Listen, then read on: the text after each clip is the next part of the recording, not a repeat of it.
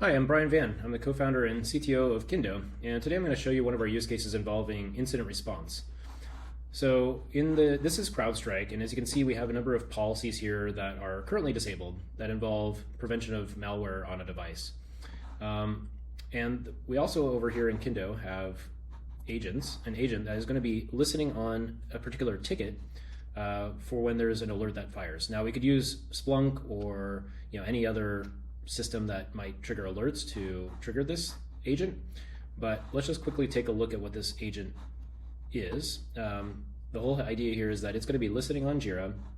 Whenever it gets one of these tickets, it's going to follow this entire playbook that we have set up, which involves a deep analysis of the content. It's going to pull information from CrowdStrike about the particular alert, come up with a plan, and then eventually make a decision on what policy should be changed, and then take action on those. And it's going to take all that action just based on this natural language prompt. You can also see here that I've configured it to have CrowdStrike enabled. Furthermore, after it's done, I'm just going to tell it to, can you just send me a summary on Slack with what was done? So that's how our agent works. Now let me go kick this off. So the way that we're kicking this off is I already have a pre-existing ticket here. I'm just going to clone it to kick this off again. And once that happens, then we should actually start to see another run of this come in the Kindo platform. So here's this one that just started.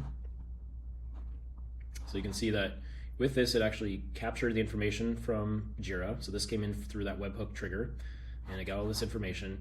And now it's busy executing this runbook, which involves reads to CrowdStrike and then eventually some policy changes to CrowdStrike. Also, just got to show you, it's eventually going to post back over here in Slack. So I don't have any messages there now, but once it's done, that's going to be the final step where it queries that back and sends me a summary on Slack. So what you can see here is that it's gathering the alert details, getting the device details, login history, network history, listing the detections, getting detection details. So a whole bunch of different CrowdStrike queries in order to do the deep analysis of this. This is fairly, this is basically just following the description of what needs to happen from that runbook that we included in the natural language prompt. There's no hard-coded scripting here whatsoever. This is 100% driven by natural language prompting. So the whole idea here is that you can take a human-written playbook and put it into an agent, connect the right services, and the AI agent here will go through and call the right services in the order that you told it to. It's also resilient to issues that it hits. If it hits an issue, it will try to find a way to work around it. You can also open up these details here. There's this kind of just shows like the input and output of each of these calls. So all those details are there for you to take a look at. All right, so once it completes its analysis, then it of course went on to, it's just giving me the overall summary of the analysis and the actions it's taking.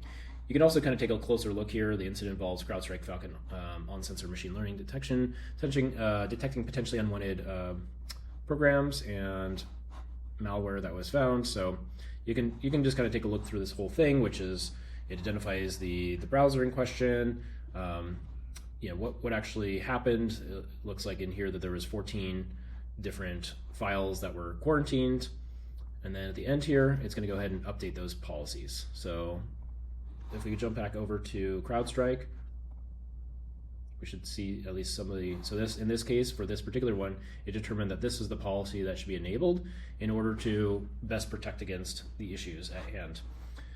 Also, since it went on to running that final step and calling me on Slack, I should see that pop up over here. And here we go.